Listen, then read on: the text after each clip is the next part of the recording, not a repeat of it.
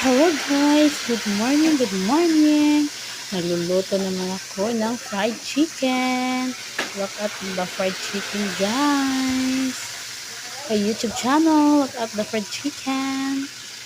It's yummy yummy! Wow, I love fried chicken! We cook fried chicken guys for the customers. We serve this fried chicken guys. It's only 35 pesos. Barato ra jud kay siya guys, 35 pesos. Oh. Naluto na mga ubang fried chicken.